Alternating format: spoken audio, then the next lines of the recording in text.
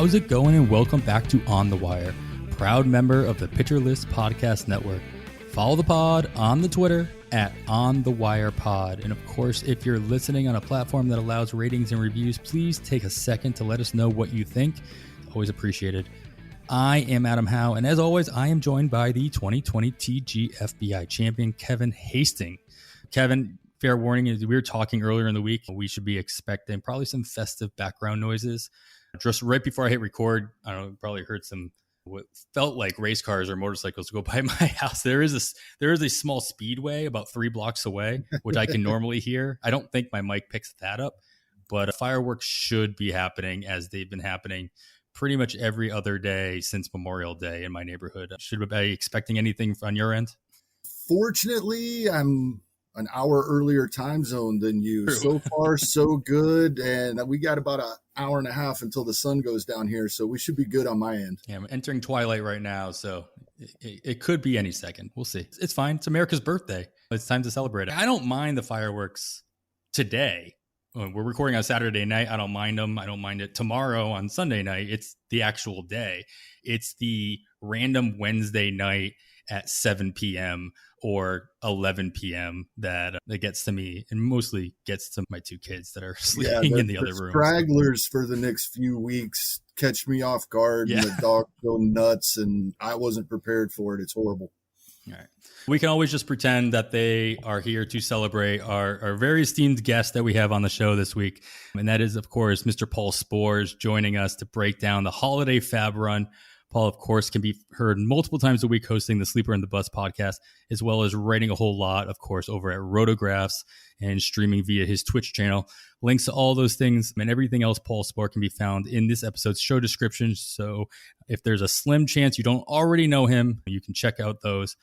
Paul currently sits within, I believe, in the top 20 of the NFBC main event. So he's obviously doing something right this year. And I can't wait to pick his brain about that and more throughout the episode. Paul, thanks so much for taking the time to join us on this holiday weekend. How you doing? I'm doing well, gentlemen. Thank you so much for having me on. Yeah, I appreciate you making the time. It's weird because, Paul, I'm meeting you for the first time today, and I'm sitting here being polite, and I'm calling you Paul. But like, full disclosure, like, I've never referred to you as Paul in my head or like verbally ever. Like, I grew up through high school and college. Everybody called me by my last name as well. And so I think it's just a natural thing. Plus all of your links, all of your Twitter handles, everything is just at Sporer. So exactly. It's weird. I'm going to continue to call you Paul because that's your name. But okay, it's odd. It's fine. Nick and I have a thing where if he calls me Paul, it means he's mad at me. Yeah. the mom using the middle name type of thing. Like, because it's always Sporer. And if he says Paul, he's getting exasperated with me at that point. Nice. All right, we're going to get right into it. We got a few news and notes. Of course, we cover the news and notes throughout the entire week, so it usually adds up a little bit. And we stick to news and notes that may affect FAAB considerations for this coming Sunday. So, Kevin, I'm going to start with you. Some big injuries happening today. One of the bigger ones is Kyle Schwarber. He was removed on Friday's game, which turned out to be a significant right hamstring strain. And it looks like he may be out for a while, and he was officially placed on the IL today. I'm curious to know if you think there are any targets in Washington with him missing this time, at least through the All-Star break. It's tough. Andrew Stevenson set to begin what they're calling a short rehab assignment tomorrow. So how short that is, we don't know. We don't know what they mean by short. Otherwise, I would have been interested in deep leagues, 15-teamers at least, in Gerardo Parra for the week, and maybe still for the first half of the week, assuming that if we assume the short rehab assignment for Stevenson would be 3 or 4 games at least. So if I really need somebody, you get 4 games at San Diego to start the week for Washington. So maybe Parra in spots where I really need someone for the first half of the week. But after that, we got to wait and see what the playing time looks like there. Only 2 games against lefty as well, so that benefits Parra as far as the playing time situation goes. Could be a little chip in speed, maybe hit a homer here and there. Nothing that's really going to change your outlook, but can certainly help. Schwarber's a huge loss, though, unfortunately. Yeah, he's been a blessing the last 3 or 4 weeks for most teams that roster him, which I'm definitely one of in multiple leagues. So hate to see him go, but love to see what he's done over the last month. So, Paul, I'll go with you. In Arizona, Zac Gallen appeared to injure his hamstring on Friday, and it was removed in the third inning, and just proving once again that why we cannot have nice things, it seems. Very few exceptions. He, was placed on the IL earlier today after his MRI revealed an actual strain in the hamstring, and I'm wondering if at this point in the season, as we hit the All-Star break, is Gallen simply a drop, especially in leagues that don't have an IL spot? I still have a hard time dropping him, especially because the teams in question have been through a lot. I grant that he's not himself. 4.17 ERA, 139 whip combo, particularly that whip has been particularly problematic for him with the walks soaring back up, hit rate at the highest that we've seen. So he hasn't been himself. So I won't outright say there's no world where you would cut him. I think maybe 12s, like the online championship at NFBC and other 12-team leagues, of course, too. You might be able to see a scenario where that happens, but I think in 15s, you're still doing your best to keep Gallen just because there is upside in that arm. But things are piling up this year. It started with the injury in spring that looked like it was going to be devastating. He ends up beating that, coming back, looking like himself at the beginning, getting hurt again, back, and now again. So it's one of those things where with the way the injuries have been this year, you can envision a lot of easy scenarios where somebody is just piling them up. And if they have to make this cut of Gallen, I would understand. I would try to hold course here because if you look at when he came back from the recent injury, 2 good, 2 bad starts as far as it went there. But I would try not to. In fact, I'm going to try myself not to. I have him in a league where I'm going to see if I can hang on. But if I have to make the cut, I don't want to you don't want to put yourself in a spot where you might have to take zeros because you're holding too many injured guys. So if that's that balancing act there, Gallen now becomes somebody who's a lot more cuttable because how many more innings can we realistically expect from him with the injuries piling up, the shortened season last year, and the Diamondbacks being completely out of it. They're going to start selling pieces left and right. So a lot of factors there that actually make it a reasonable question when normally you would never talk about cutting Zac Gallen. Yeah, absolutely. And of course, we're talking redrafts. Gallen, obviously, you find a way to hold him in any kind of dynasty or deep keeper league. Absolutely. So, Paul, sticking with Arizona, do you see anybody coming up to enter that rotation that's even worth a flyer as a spot starter heading into the break? No, I have a really hard time outside of a little bit of Caleb Smith love. There you go, Nick. That one's for you. I can barely muster up any interest in the folks who are already in the rotation, let alone elevating somebody else that they're going to bring up. I'm still keeping an eye on when Taylor Widener comes back. I do like him, but he's not I don't think he's on his way back necessarily. I'm going to keep at least an eye on Jake Faria, but he's way more watch list than pickup. It's not like his minor league numbers were all that good. We're pretty far removed from the last time there was some Jake Faria success. So no, nobody here really drumming up any interest for me on Arizona. Yeah, I need to retract a pick I made last week as well. My favorite matchup in baseball right now is the first game the Rockies are on the road after a homestand.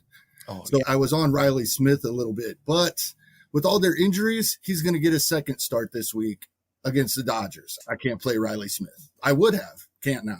Yeah, that's a bit too scary. I'm looking at the RotoWire pitcher grid, and they do a great job of keeping it very updated, but they won't bold somebody if they're not locked into the start.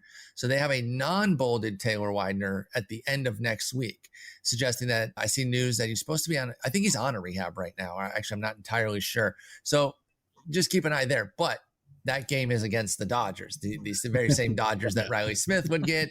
So you don't want any part of that. Maybe just keep an eye on the fact that Widener might be on his way back at least. Yeah, and keep an eye on how he ends up doing against the Dodgers, because we all know that this is a holiday weekend FAAB combined with the All-Star break FAAB. Those are going to be the FAAB runs that most people miss out on, and it might not be as competitive as it was in previous weeks. All right, Kevin, we'll go over to Cleveland, and Jose Ramirez is having quite the week. After falling a ball off his face earlier in the week, he had missed both Friday and today, Saturday's games, with elbow soreness left over from diving for a catch he made on Thursday.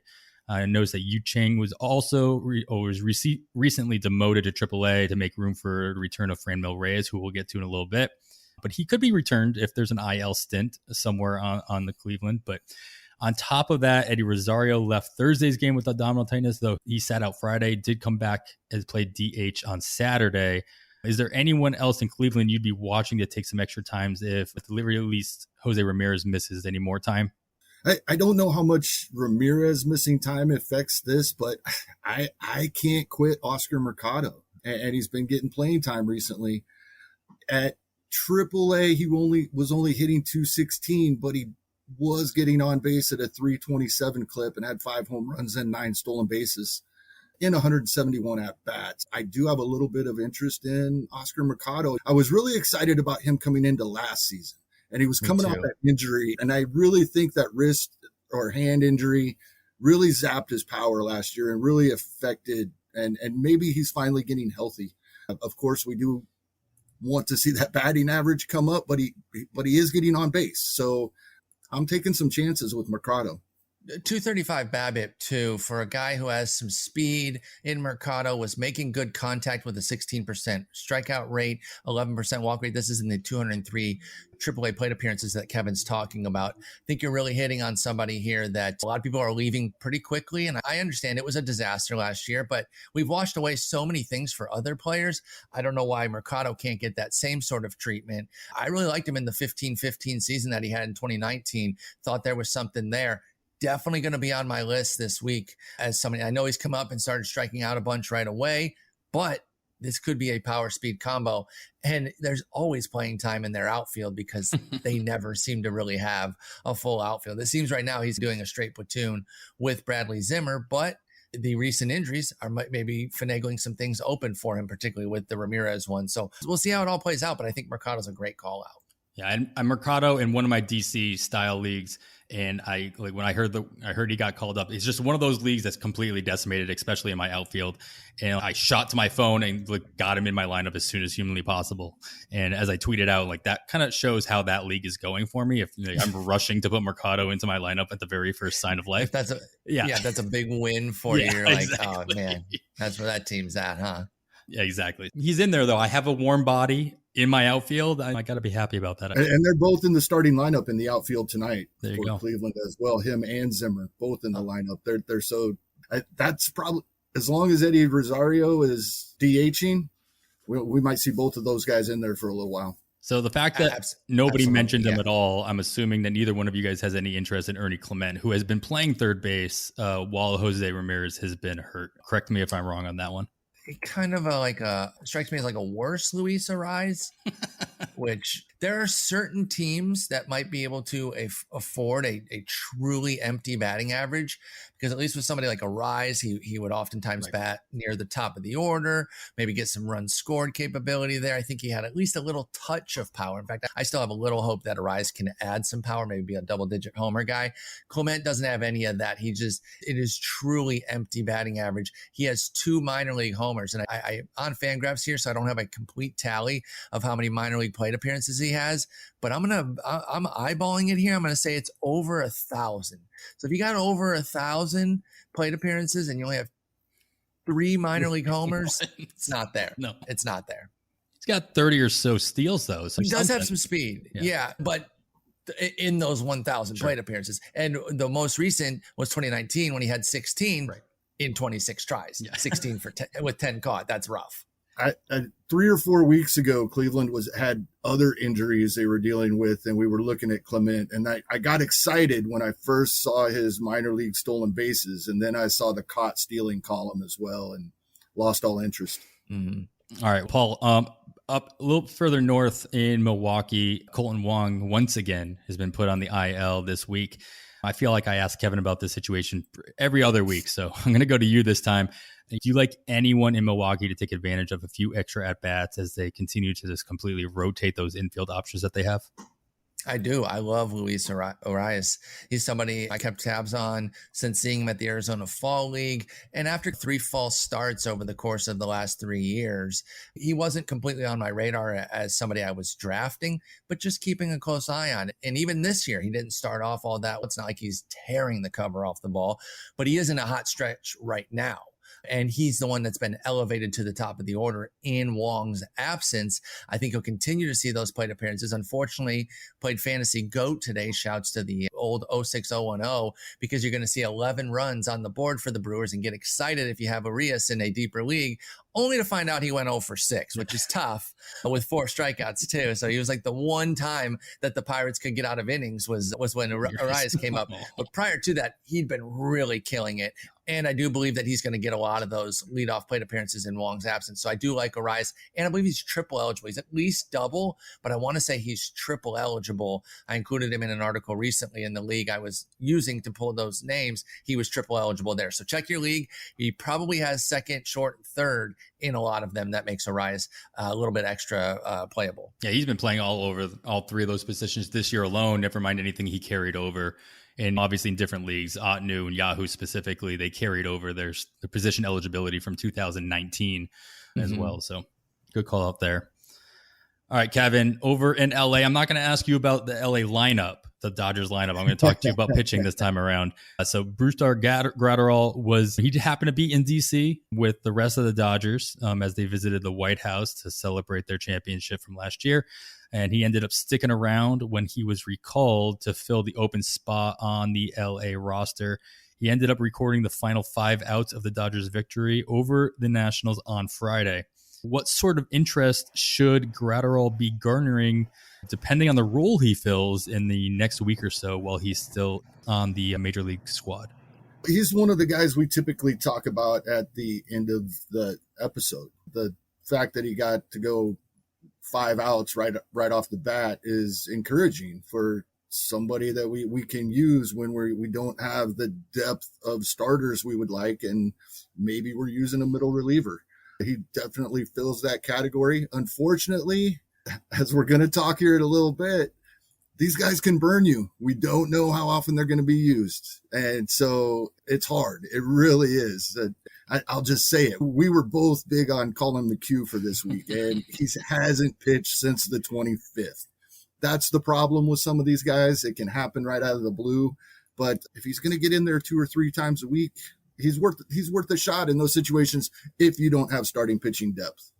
I will be curious to see if the Dodgers do end up stretching him out at all to have him start a game in the future, especially as they start to do their Dodgeritis and they start to have some spot starts being pulled from different guys. And he talked about the possibility. I think Dave Roberts mentioned David Price might even be an option to stretch out a little bit, which on the surface makes sense as his history as a starter.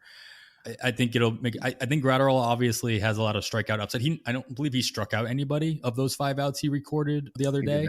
He only allowed 1 hit and an unearned run. So obviously the outing was productive, but to see what kind of volume he does end up getting now that he's up in LA. All right, Paul, over in Chicago, in a disappointing turn of events, Yermin Mercedes was demoted to AAA by the White Sox and ultimately freeing up Tony La Russa to utilize his DH spot in the lineup with a bit more flexibility. Who do you expect, or who have you seen getting the bulk of the run at that position in Chicago?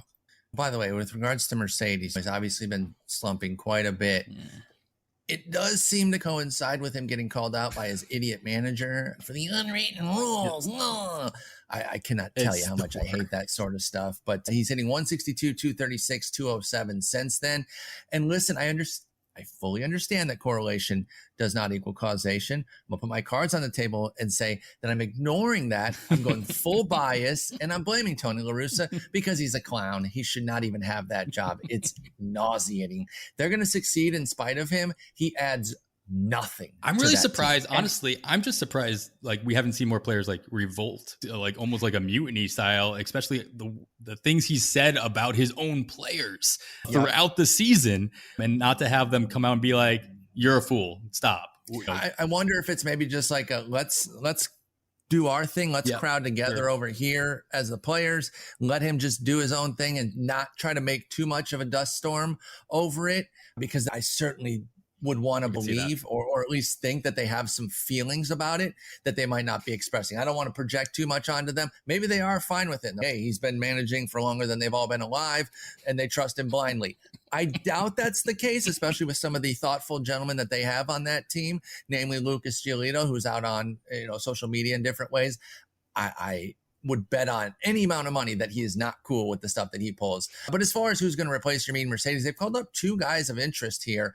Gavin Sheets, who maybe some of the older brethren in the listening audience like myself will remember his father, Larry Sheets, who was a pretty good player himself. Sheets has hit the ground running. In fact, he's doing his own Yermín Mercedes type of deal here. 400, 412, 933 with a couple homers in just 17 plate appearances. A 12% strikeout rate is what I really like to see off rip here. And in fact, you go to his minor league numbers for somebody who has a little bit of maybe some power upside that he hasn't tapped into fully yet.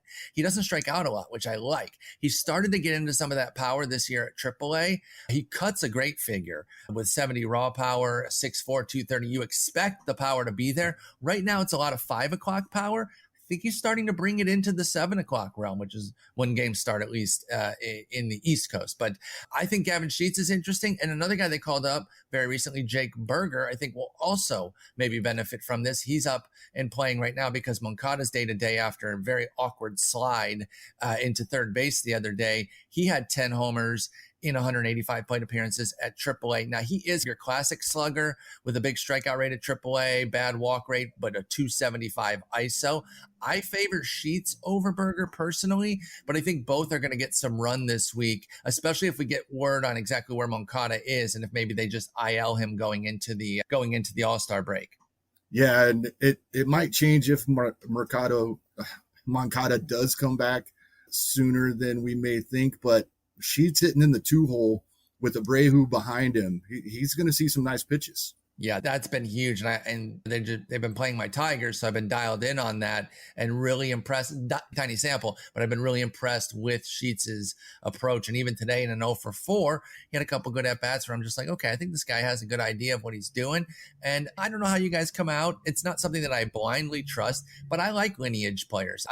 I tend maybe to take a quicker chance on them than somebody who's not. It's a small thing. It's like a tiebreaker type of thing. And again, I don't go stockpiling everybody who's a son of a former big leaguer or a nephew of one, but certainly there's something there when we see, especially right now, we are in a boom of kin players all around the league right now. The Jays obviously have made it their method of building an offense and it's working for them. So Gavin Sheets has that blood and so far has some very interesting stats. Yeah, there's got to be a mental aspect to it. Just being around major league players your entire life. That's it. That's a huge thing. Just being able to put yourself in that position early on, be able to adapt a little bit earlier to the environment. There's also something to be said about this is Sheets' a big league debut. And we talk about it all the time with big name prospects when they come out, like when Jared Kelenic comes up and he struggles, when Vladimir Guerrero comes up and he struggles right away.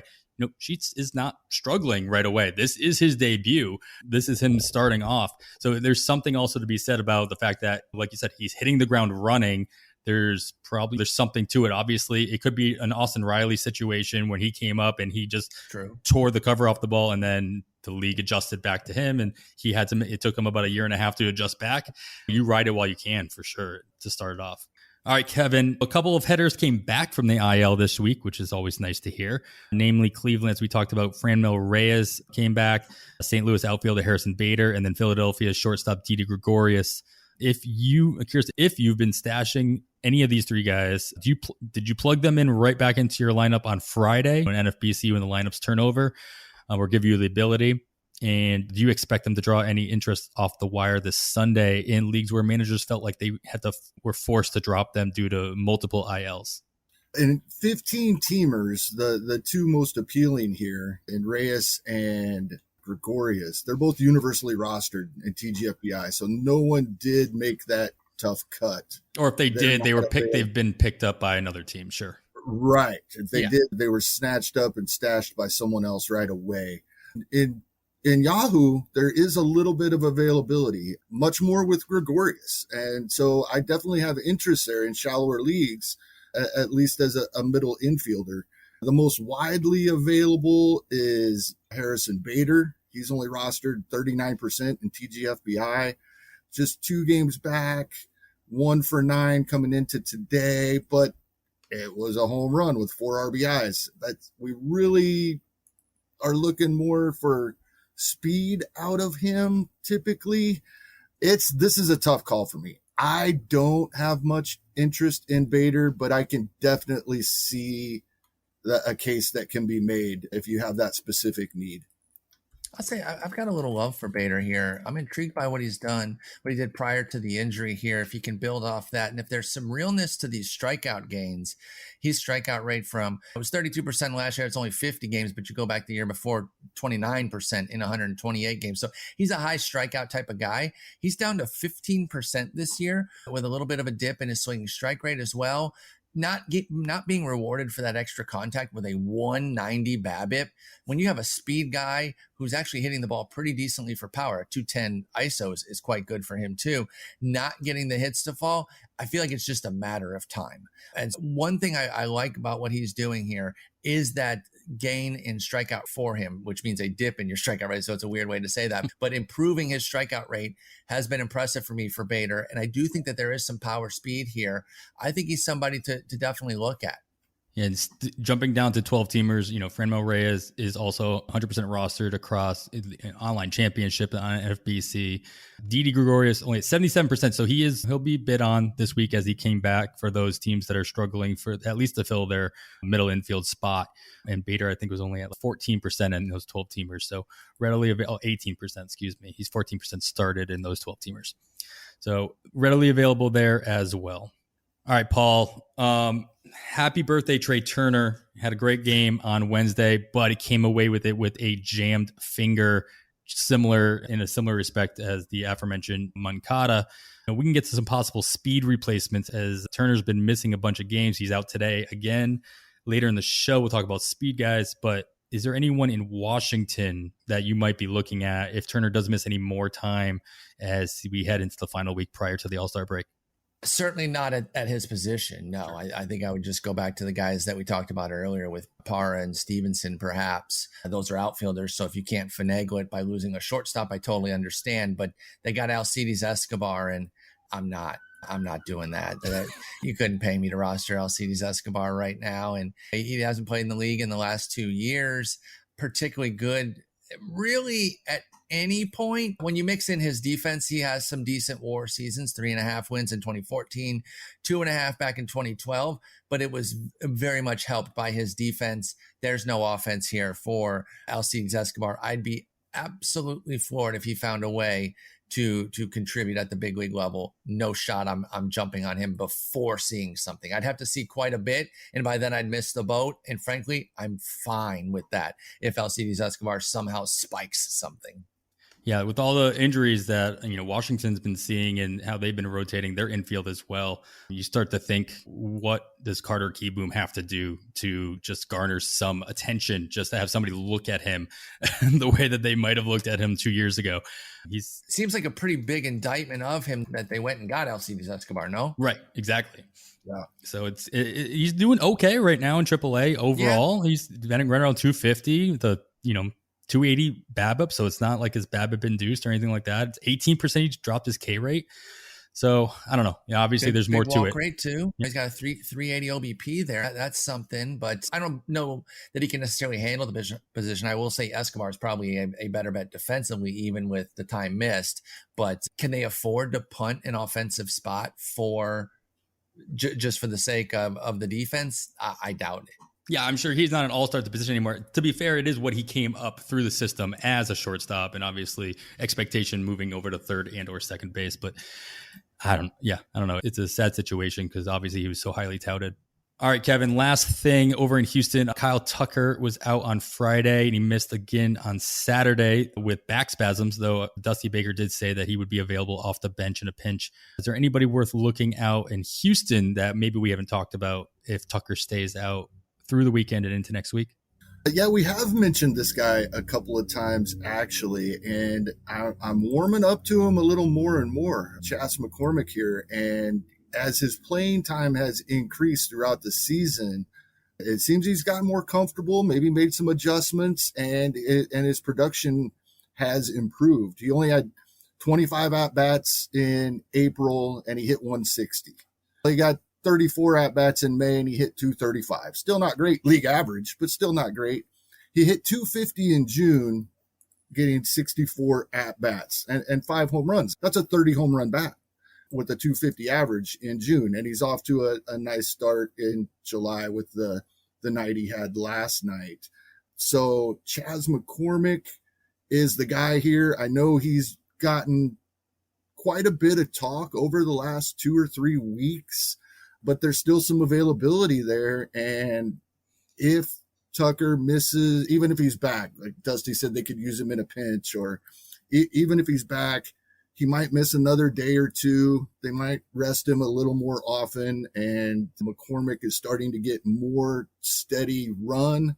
And it seems with that more steady run, he's getting more comfortable and the production is showing. Yeah, I think the last time we talked about him, he looked like he was starting to carve out some playing time toward the top of the order, batting second about 4 or 5 games about a week or two ago, and has since dropped considerably in the order, batting mostly 7th, 8th, and batted 6th last night. But obviously that'll take you a hit. Even in the Houston lineup, you move from second. He's second again tonight against a righty, which is at least a moderately encouraging sign. They're thinking that they might have a little something here with him. And I agree with you, though. Any move in the Houston lineup, you would want any player there.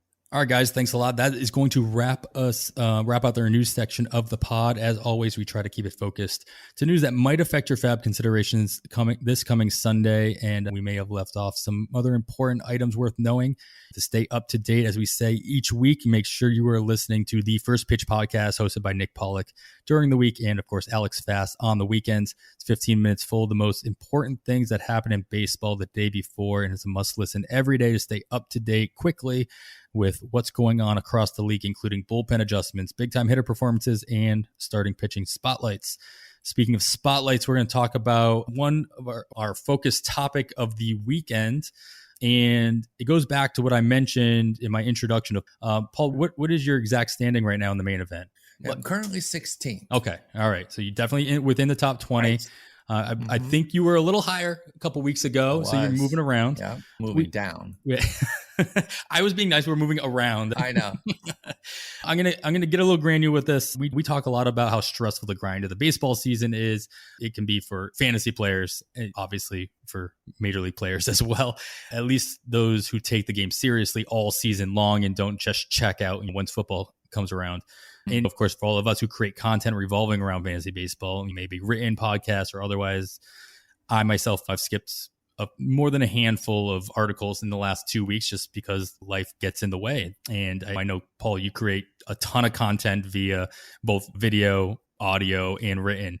And so what I want to talk to you about is, and Kevin as well, obviously, with your past success, is what I call success stress. And what I mean by that is, how do you deal with the stress that comes about when you find yourself leading in a big time league like the main event or an overall contest like TGFBI? Paul, as I mentioned, you're at 16 overall right now in the main event, and you were as high, I think, as 5th, if I'm not mistaken, listening to you talk about it earlier in the year. And of course, second, excuse me. So I don't want to undershoot that.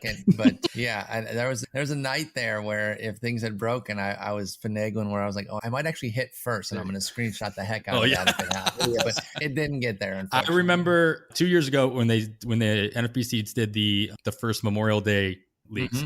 I jumped in your league that you did with that, and after the first day, I had drafted Malik Smith, and he had 3 stolen bases in the first day of that league.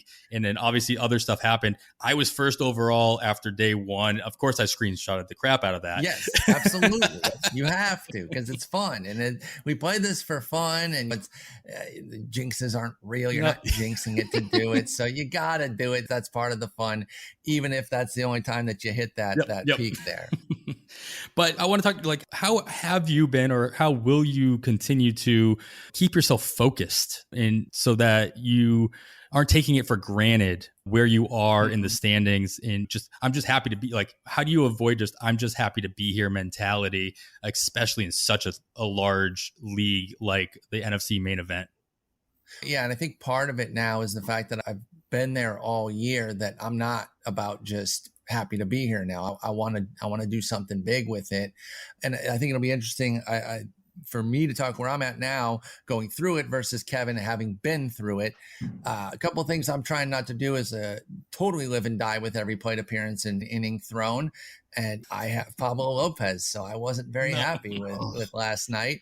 And it goes from bad to worse because then he gets moved to face the Dodgers, which isn't great. And listen, I think I can remove my bias and say that ejection was absolutely ludicrous because making them pay for the sins of Jose Urena does not make any sense to me. It was not intentional. I think it's pretty clear that it was not intentional. But anyway, maybe I'm just biased because he is on my main event team and a few others. But yeah, I'm trying not to live and die with everything. My team's melting right now, and I'm really trying not to just get super down on that. Because even as they are melting a bit and moving down into 16th, which still isn't bad, I have to tell myself, like, hey, dude, you're still top 20. Chill out. Because it's not plummeting. That's why I say melting. I choose that phrase carefully because it's just slowly. I haven't had a great day with the team in a good 10 days or so. And that's been tough, but it's like those are going to come back. Remember all the great days I had when I'm sitting there in the top 5 and they just keep coming. I knew there was going to be a smoothing out.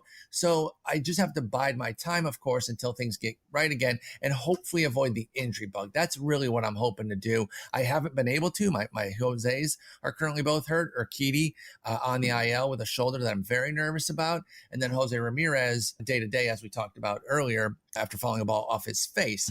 So I'm just hoping to avoid catastrophic injuries. I don't want to overmanage. I'm not concerned about becoming complacent. That's definitely the last thing that would happen with me. I've got an obsessive personality, so I'm more inclined to go the other way. And I don't want to overthink everything and over tinker. I want to do the moves that I think I trust and go with it. And some things aren't going to work out. I think that's one thing that a lot of people need to understand is that you make a lot of bad moves over the course of a season. And if anybody tells you that they're not, they're lying. They're flat out lying, because even the best team, the luckiest team, Phil Dussault is leading right now. He's a titan in the NFBC. Guarantee he'd tell you that he makes a bunch of dumb moves. I'm not shading him. I'm just saying because there's no way not to. We're making far too many decisions for them to all be perfect. The game is too long. You have to be okay. Yeah, with over a 6-month season, you have to be okay with being hot on a streamer who then blows up in your face and gombers. There was sense behind taking that Austin Gomber risk, which I didn't, by the way, but I wish I had him now. He's been killing it. But funny to point and laugh a little bit at it. I will admit a little schadenfreude there. But when you looked at it, there was a lot of reason to go for him. He'd been pitching well, and he was 2 on the road. The Giants are difficult, but nobody expected 9 earned. And then he had Arizona. So there's going to be mistakes. You have to roll with those punches. There's going to be some dumb luck. There's going to be some well-placed decisions that you're like, hey, I did that. I might have had a dumb luck one. I went with Waino and Coors. I feel like the way he's been pitching, the defense that he has behind him, the fact that the Rockies actually suck. I know that park is undefeated, and it was very dangerous to do that with a contact guy, but I went with Waino and Coors, and that worked. I'll have another stream with some 4th, 5th starter against the Pirates, and they'll bust them up for 6. Like, it's going to happen. So I'm just trying to keep an even keel, manage day to day, and really enjoy the ride too. I don't want to be over frazzled to the point where I'm not even enjoying the fact that I'm this deep into the season in the top 20 of such an amazing event. Yeah, I think that last point is probably my favorite point. It's just, we're here to enjoy the game. We're here to to not only be comfortable with what you're doing, but also just have fun doing it. And yeah, if you move down a couple spots in an overall, or you get knocked down in your league, like 1 or 2 spots, as long as as soon as you stop having fun, that's when you stop paying attention. That's when you stop making, any kind of smart decision whatsoever. You just start throwing panic moves. Exactly. You throw stuff against the wall and hopefully something sticks type of moves. Kevin, of course, last year was a little bit different in so many ways, especially in terms of season length. We'd be done with the season right now if it was the same length as last year from start to finish. But looking back, do you remember when you found yourself at the top of the standings, and what did you do to hold it and not, fall into the complacency that you could have fallen into? I took that screenshot on the opening weekend.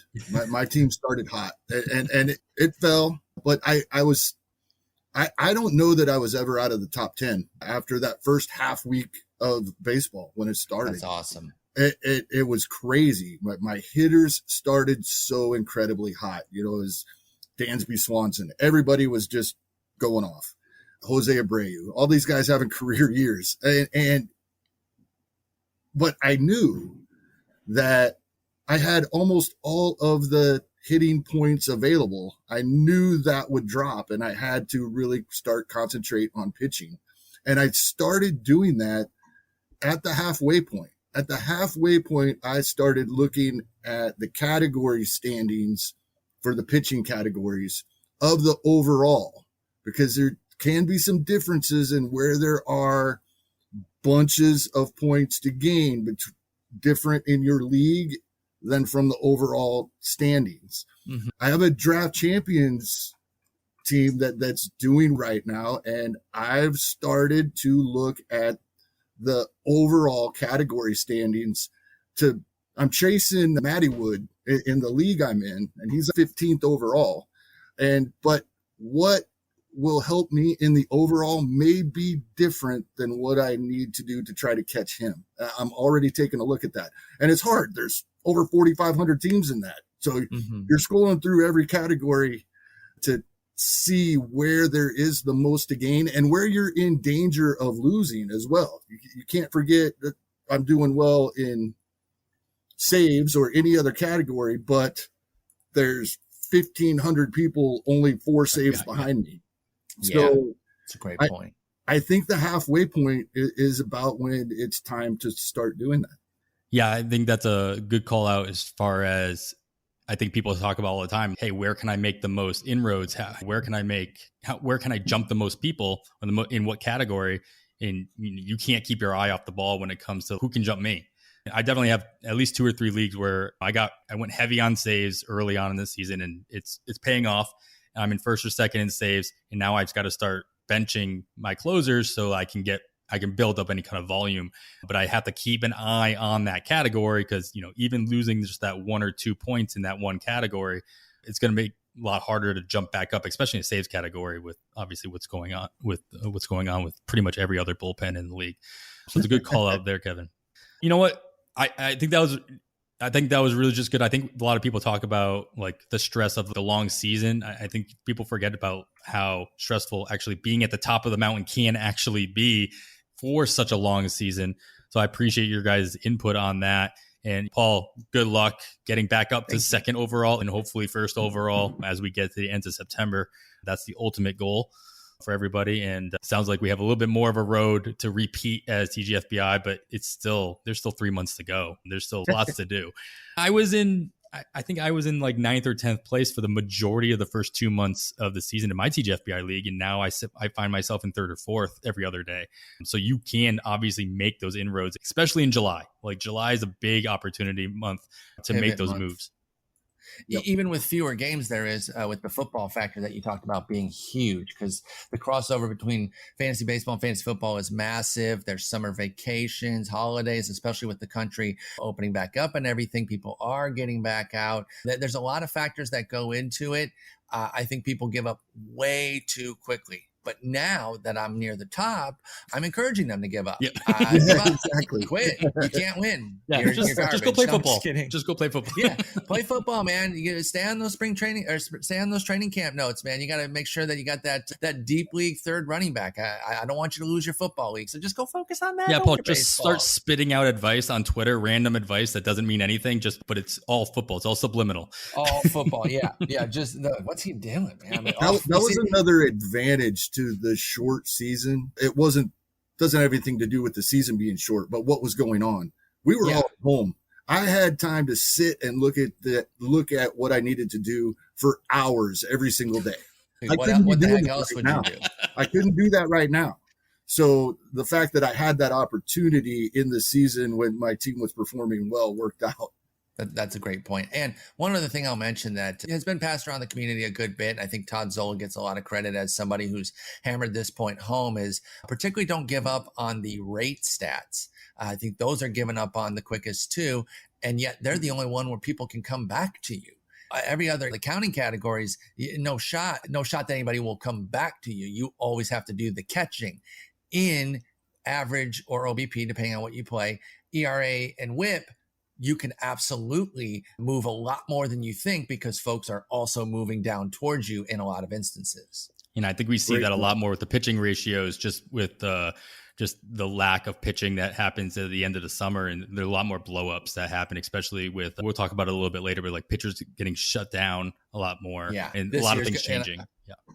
I know we're going to get into it more, but this year's going to be Yeah. crazy. I think it could be particularly wild with that, because there could be so many, not necessarily full shutdowns, but just alterations and skips, and who's going to miss a start or two from their hot ace, like a Corbin Burns. Things are going to happen because not everyone can go 200. In fact, there's only going to be, I think, a handful of guys that truly end up with 200 innings at the end of the season, which means those innings have to be gapped. The bridge has to be the gap. What am I trying to say? You got to bridge the gap there with some like mediocre pitchers, and that could lead to some offensive surges too, because the hitters are going to beat up on those clowns too. Yeah.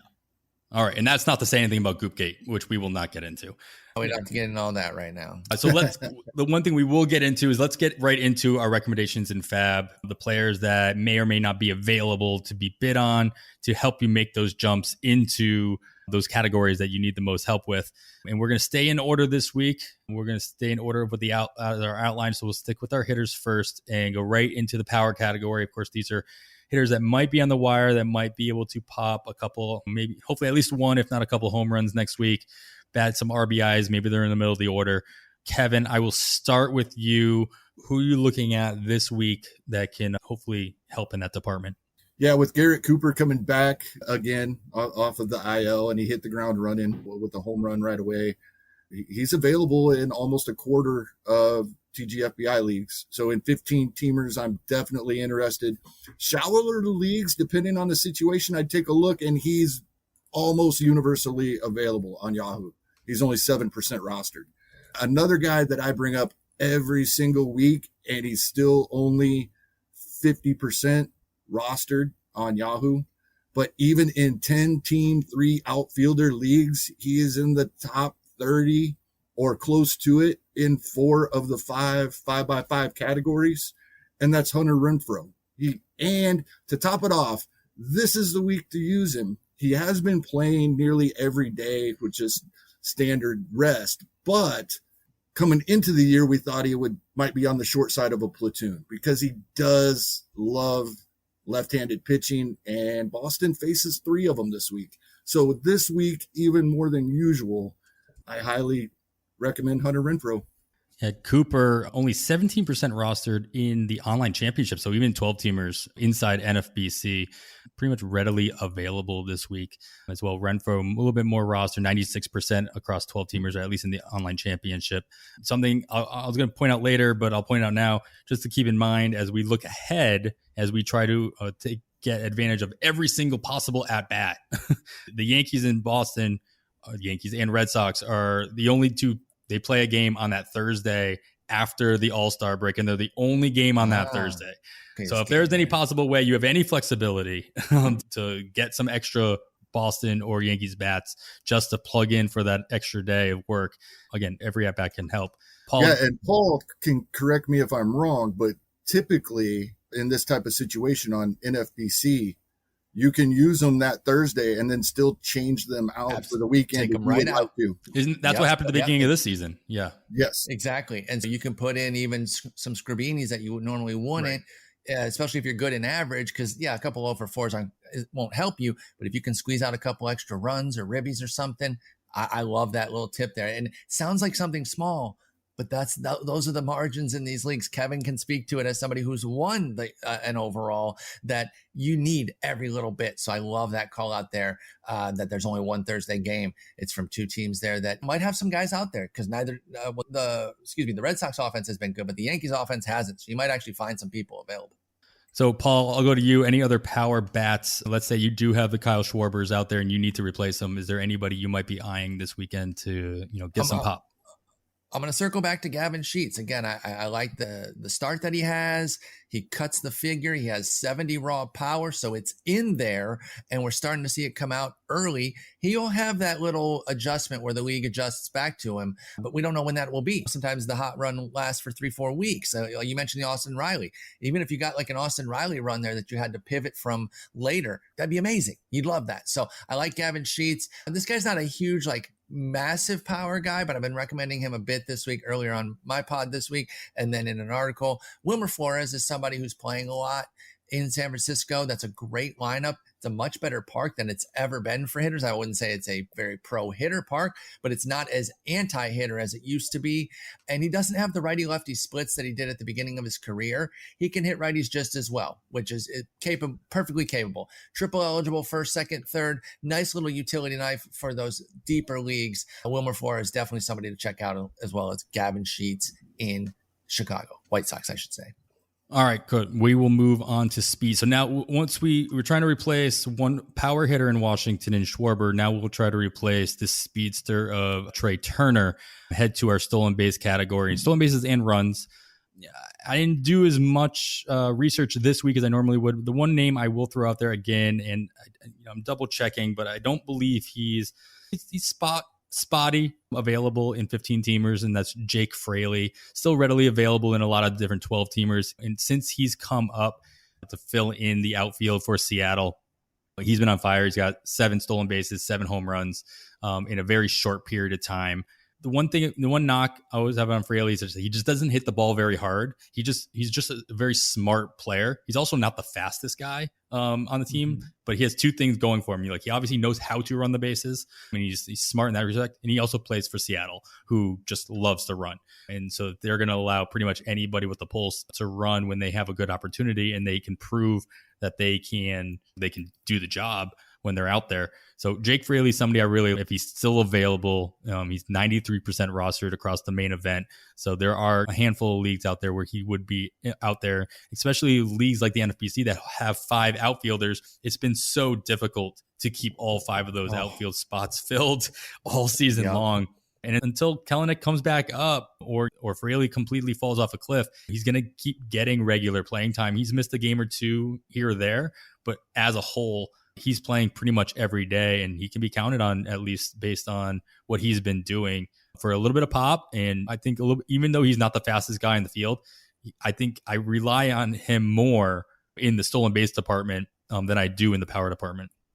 And I think Fraley would weather a Kelenic return as long as he out-hits Taylor Trammell. Sure. Trammell does have 8 homers and a couple steals, although he's 2 for 5 on the bases, so that's not very good. But he's a 42% strikeout rate and 78% weighted runs created plus, which means he's 22% lower than league average, and that's just not going to cut it right now. So I think as long as Fraley stays above the Trammell level, the Trammell line, if you will, then he'll be fine, because Kelenic can play center. I think even Fraley can himself, to be quite honest, but I like Fraley. I actually really, when things started popping off and he was in focus as somebody to pick up that one big week where he got picked up in a lot of leagues, I really like him for the rest of the season. Health has been his issue. I think talent is there to be a quality power speed combo, and that lineup is sneaky decent. And I think they can get better as the season goes along. So I like Fraley there. Good call.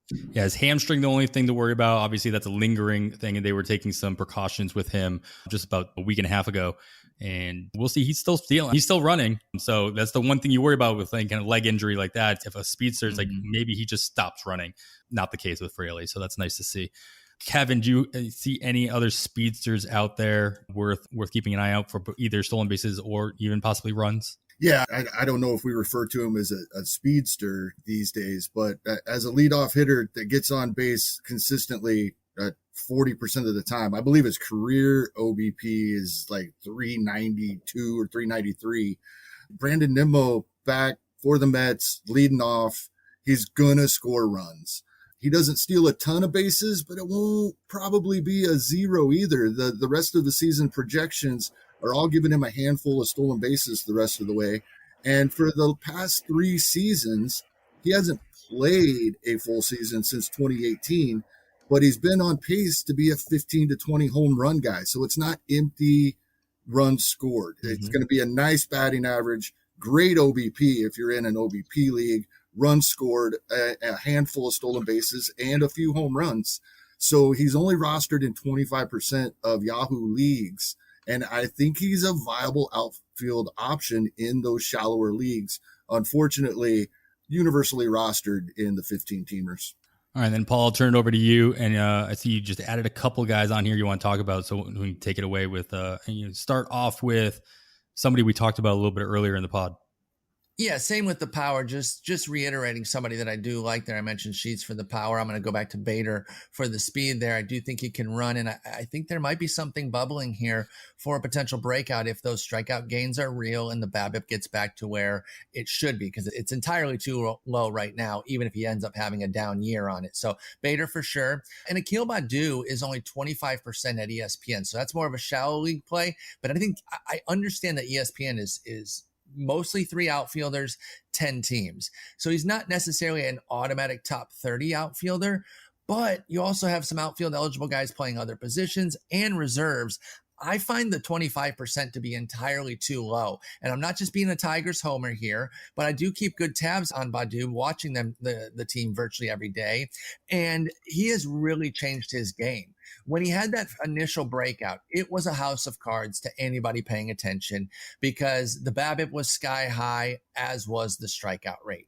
And nobody that, again, that was looking at any sort of advanced number or even a basic number, strikeouts and walks, was expecting this to last. Through those first 17 games when he had a 947 OPS, he had 25 strikeouts against 2 walks. That's a disaster.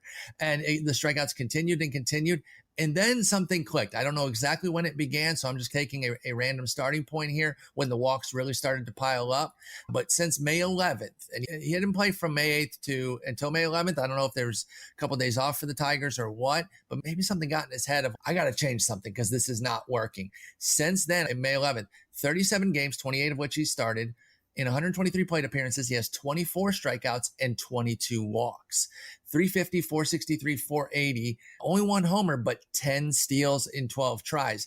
Tigers don't run a lot, but AJ Hinch is allowing folks who can run to do so. Baddoo should be much more rostered in shallower formats. So I think he's definitely somebody to go look at.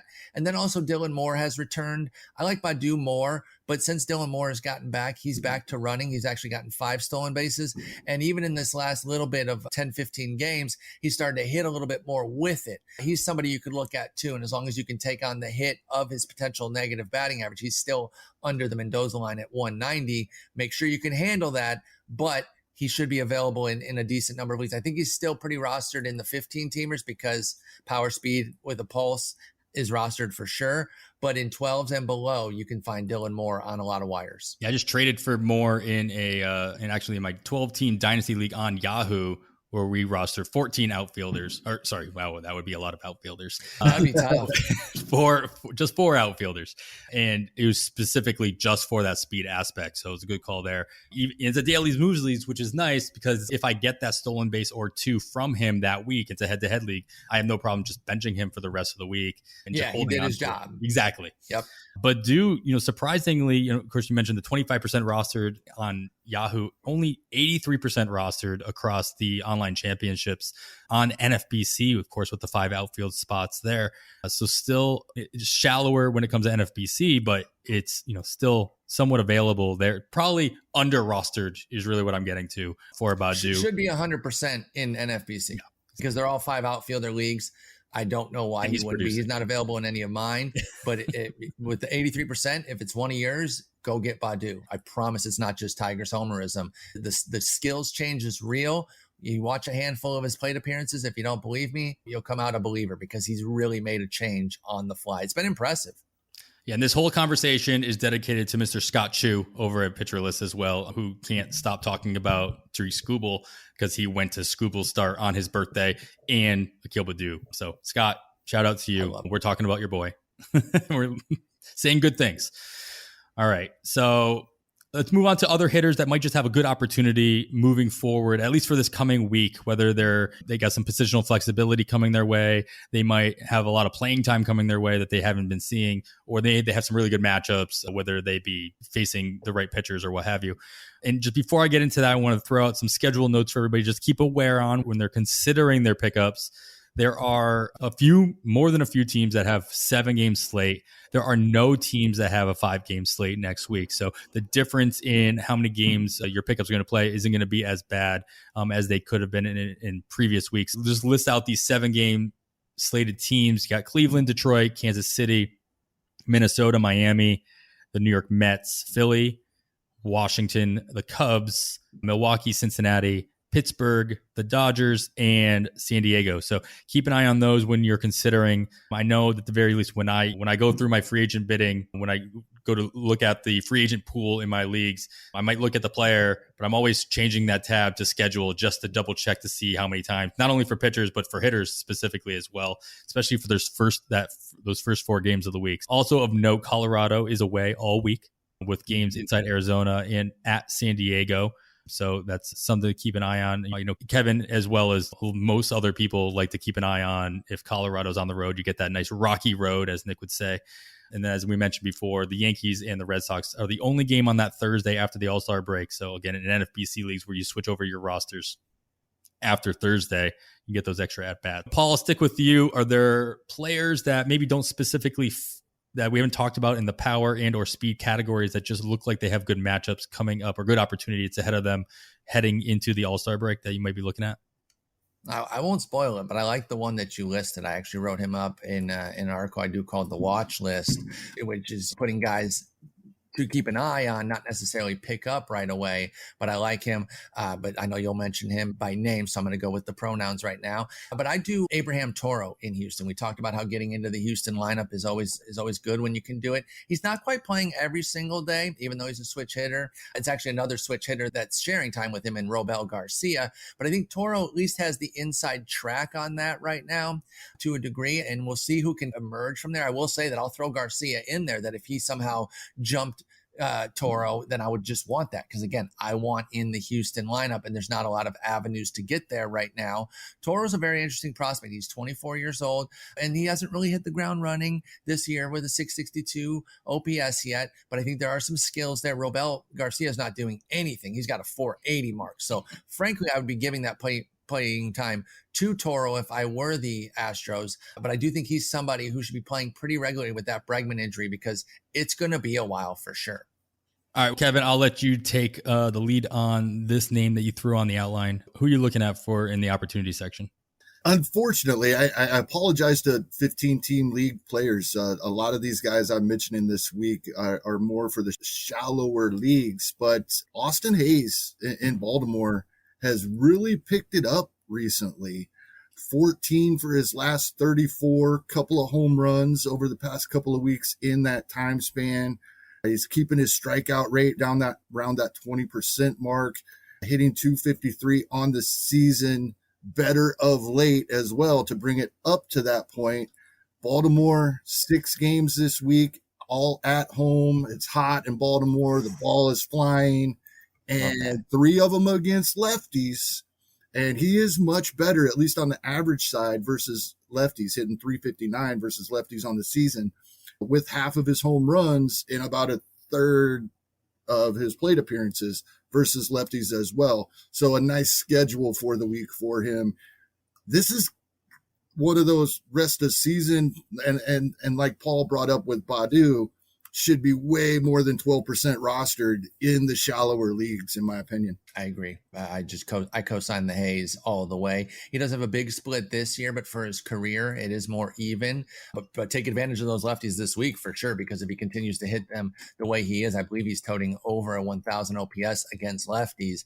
But I'm not as concerned by the, I think, sub 700. Yeah, 619 against righties. But there's 4 homers in there, good for a 146 ISO, which is not knocking the socks off of it, but another key factor that Kevin mentioned, it's heating up in Camden, baby. And that's another lineup that it's not near Houston in terms of quality, but that's a lineup I want to get pieces of when they're at home in the summer. I really don't care who they're facing either, because it almost becomes like a Coors Light. You got to be really careful with pitchers going into Camden. You can laugh at the players they have on their team. It doesn't matter. You can watch it year after year. They go off in the summer. So do the opposing teams, of course, too. So get anybody going to Camden. But I like Hayes there in between Mullins and Mancini, 2 guys who could easily be on the All-Star team. And Hayes, who spent most of the season batting around the 2-hole in the lineup, has been moved around closer to the middle lately, and has recently, at least in 3 out of the last 4 games, started back at the 2-hole. So a little bit more opportunities to garner a couple extra plate appearances in each game there as well. Something worth looking into. All right, that'll do it for our hitters for this week. We'll give an opportunity at the very end to see if there's any wild card hitters you guys want to touch on. But let's move on to our pitcher options. course, we start off with typically our starters, but guys that are going to garner a win or a couple extra strikeouts throughout the course of the week. Of course, two start pitchers are always a focus. Any kind of vulture wins that you might get out of followers that get an opportunity there, or just guys that just have a good single matchup against a really bad team. You think they can get a couple extra strikeouts, like if they're facing Milwaukee or Tampa Bay, and teams that they're going to strike out a lot, or at least have a tendency to do. Kevin, I'll start with you. Who are you eyeing in this category? After last week, I think I said I didn't have any interest in any two-start pitchers that may be available. It was a bad week, in my opinion, for streaming some of the lower tier two-start pitchers, but there's several this week, and I brought three of them up here. Cal Quantrill gets at Tampa and then at home versus Kansas City. He was cruising along pretty good. His last couple of starts have not been good, but as a Royals fan, I'll be the first to admit that lineup is not good right now. Ryan Weathers gets my favorite matchup. Rockies on the road, and the Washington Nationals as well, who we've talked earlier in the show. They have a lot of injuries going on, so I don't mind that matchup either. And then the last time that I really liked a matchup for Zach Davies, he went to Miami and gave up 8 runs. But I took that on the chin. Yeah, but Philadelphia and St. Louis this week, couple of lineups that at times can hurt you, but on a consistent basis have been underperforming for a lot of this season, especially St. Louis recently. So I'm back on the Zach Davies train as well. Yeah, I like the Ryan Weather. I feel bad because obviously, a lot of people dropped him, myself included, in redraft leagues just after he got demoted. You can't hold on to that stash, especially when he wasn't necessarily pitching the full 5 innings in a majority of his starts anyway, not being eligible for the win. And they said they wanted to send him back down so they could stay stretched out and keep those innings up. He comes back out.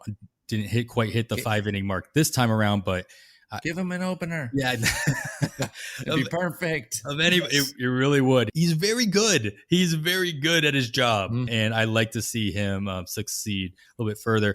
I wonder, because obviously of his youth, how much they are just manipulating how many innings are, instead of maybe cutting him off at the end of the year, are they just cutting how many innings he's doing per start to stretch him out throughout the course of the year? Or is it just, he's just not quite at that point where we can trust him to go 5 or 6 innings in any given start? I like Ryan Weathers a lot. I will be rebidding on him to bring him back onto the teams I dropped him, so I like that call out there. Paul, any other names worth looking into that Kevin didn't mention?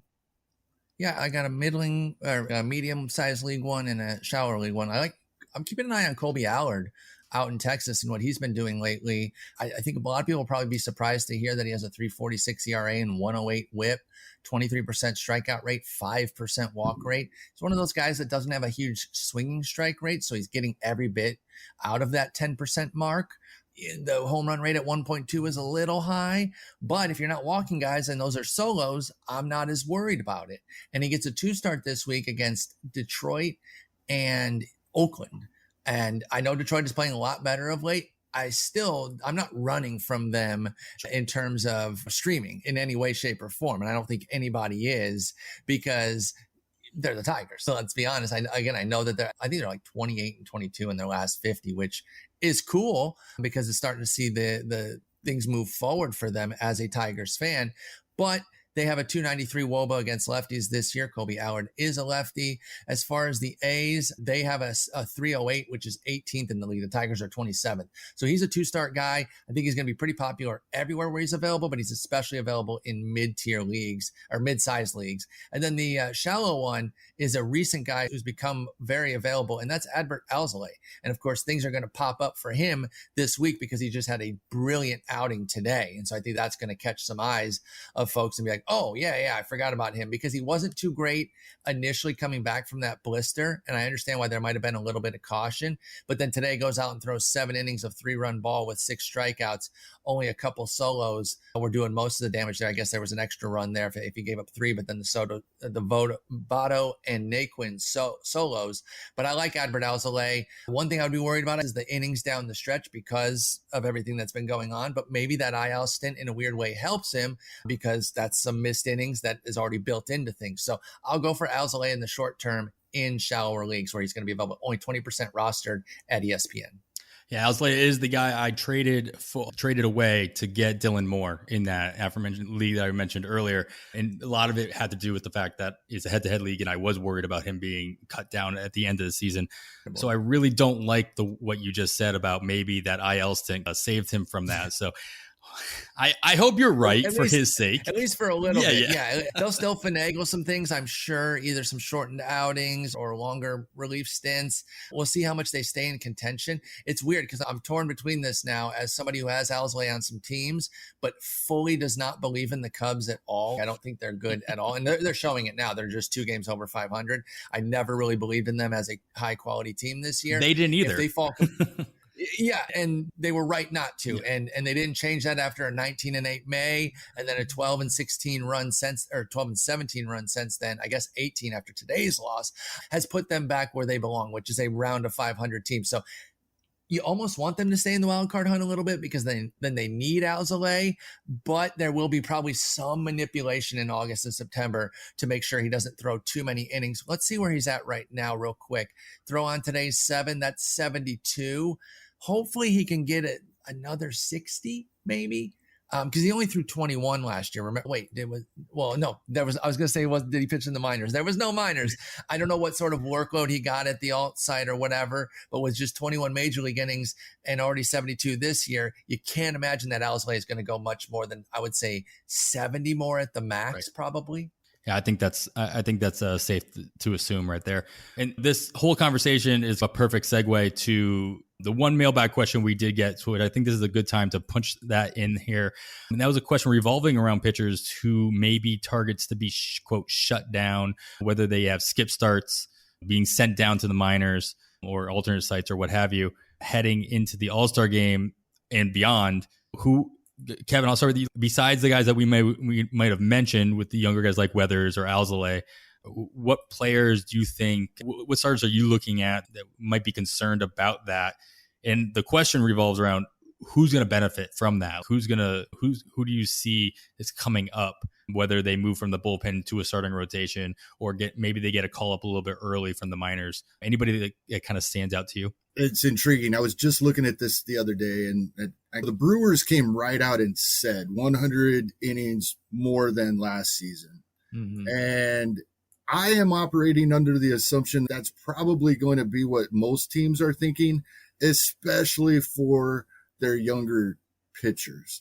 So in general, I was talking about this with Bubba the other day. In general, where I can, I'm pivoting to veteran arms for the second half. I think the younger guys are going to be, whether you said like with Ryan Weathers, maybe they're limiting his innings per start. What the Brewers have done, they're in a 6-man rotation right now. They've got Peralta, Hauser, and Lauer all in the rotation, and it looks like they're operating under a 6-man rotation, at least going into the breaks to draw back. Team, they look like they're heading to the postseason. They're not just shutting their guys down, but they do want to hold back if they're only going to hit this 100 innings more than last season. And like I said, I think that's going to be the general rule throughout baseball for most teams with their younger pitchers. I'm pivoting to some of the older veterans. I think they're going to get more innings as we go along. I know he's been so much better than many anticipate a 39-year-old should be, but a guy like Adam Wainwright, baby. I bring up he's better because he's not available in leagues because he's been better. But these guys like him, I think, our teams are going to turn to. So Rich Hill, we talk about a lot. If he's healthy and doesn't injure himself going off in the dugout with a bat, guys like him are, I think, who our teams are going to rely upon in the second half. Yeah, I think there was some talk on Twitter about the concern that Trevor Rogers is going to start getting his either starts shortened or just plan on him being cut off. The Marlins obviously not expecting to make the playoffs this year, so that makes a lot of sense there. Paul, is there any? I think those guys, teams like that, like the Marlins, I think they would rather see him operate under a full workload and then just shut him down at a certain point. Especially if they're completely out of it, which They are already. They could make a big surge, but I actually think that they're going to continue to trade pieces, and maybe in the way that they did with that Dickerson deal there, where that's not really a quit move, but it made sense for them to do that. And they filled a different hole, and they're 8.5 back. And the thing of it is, it's 3 teams in front of them as well, plus whatever wild card there is. So it's going to be tough on Lopez, Alcantara, and Rogers. Yeah, and then anybody else that, if you have an Edward Cabrera that's going to come up, again, he's coming back from injury as well. So even if he's going to make a debut, how much can they really rely on him to be a workhorse, which is probably 0. Paul, are there any other names specifically that you almost expect to get that Trevor Rogers treatment, to get not so much cut off on each start, but to be shut down? Obviously, this applies a lot to like head-to-head leagues that have to worry about their pitchers into the playoffs, but also in roto leagues where you're just worried about that stretch run and who you can rely on at the end of the year and who you can't. Yeah, I definitely think it's something to be concerned about. It's going to be hard to navigate because we are dealing with so many unknowns. I think the 100 extra from last year is going to be a guideline, but not a hard and fast rule.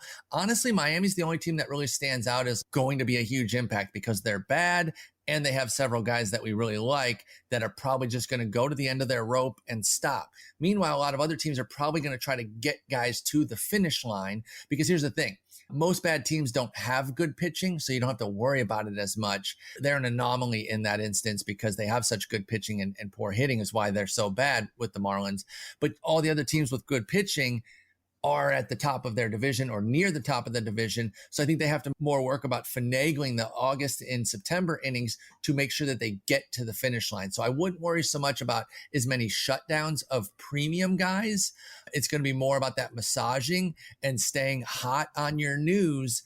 And so you don't get stuck with a 0 when there's like a 4 p.m. Monday bit of news when you're not at your computer or at your phone to make the move. You got to try to make sure that you're on top of everything, or else they say, hey, we're skipping so-and-so this week to save some innings. And you had him in thinking that he was going to get a start against, Kansas City or something, or the Tigers. And you're like, oh my gosh, that's terrible. So I think we really are going to have to be even more diligent than ever on staying on top of that, because I do think that teams are going to have to finagle their way around it. I think we have to treat every team like they're the Dodgers. Like we're going to see phantom IL stints. We're going to see all kinds of stuff. We have to follow every team as diligently as we do the Dodgers. No doubt about that. I think that's a great call out. Dodgeritis, as Nick calls it, will be spreading across the league. As far as a name to watch that could maybe benefit from it is somebody I really love. And I liked him as a sneak pickup this year in leagues where middle relievers had some value. But Jonathan Loaizaga, with the Yankees, has been a multi-inning guy for them. He has 42 2/3 innings already this year, going multiple innings in 16 of his 33 appearances. Maybe he's somebody who starts to get some spot starts or even an extended role there toward the end of the year, particularly if they don't meander to the finish line and actually try to do something to improve this team. Then they might need some key pitching. And I don't think Domingo Germán would necessarily keep him out of that role. I actually think Loaizaga is a better pitcher than Domingo Germán, but they're using him in the bullpen right now and Germán as a starter. But Loaizaga is the one name I could think of that I would definitely keep tabs on. Yeah, I think that the just focusing on those long relievers on teams that could be making these kind of moves is a good call out in general. I think about Chris Rodriguez out of the Angels. Obviously, he's down. They optioned him back down specifically to be stretched out to back into a starter role, which is what he was coming up as anyway. And guys like that, Whitlock over in Boston as well, could see some extra run. Just these guys are normally going the Colin McHughs of the world that we talked about last week. They could see extra run in the toward the end of the year, just to kind of fill those innings that are being held off by guys that are on quote unquote on IL. Suter, that's a good one. Yeah, Brent Suter going to get some more. I mean, he's already got 8 dubs this year, vulturing like a madman. I imagine he'll at least continue to get some lengthy relief stints. So even frankly, I wouldn't want him to start. I want him to get extra innings in the middle there to steal those wins. A guy who would have been perfect for this, who's back on the IL, is TJ Antone. I know he's rostered in virtually every format, of course, because he's so good, but he's somebody who would capitalize on this perfectly if he can get healthy. So keep an eye on him too. And if he pops up in some leagues, maybe go scoop him. And I'll steal this from you, Paul. You guys talked about this on Sleeper in the Bus earlier this week. Michael Kopech coming back from that IL right now. He's a perfect fill in for the White Sox. They might have a 5 or 6 man rotation right now, but there'll be a team down the stretch run that'll definitely have some Dodgeritis, especially with some of their younger arms like Cease and what have you. He can easily fill in down the stretch. How far do they take Rodon? He's been amazing. And this is it for them. Like, they're not committed to him beyond this year. Remember, he was DFA'd, or was it non-tendered, and then got the contract with them. But he was very uncertain for a while. Do they run him into the ground and say that it's somebody else's? Yeah. I don't mean to make it sound callous, but do they push it like $180 or so, which would leave him about 100 more innings? Or do they play a little bit more cautiously and think forward about him, especially if they're planning to re-sign him?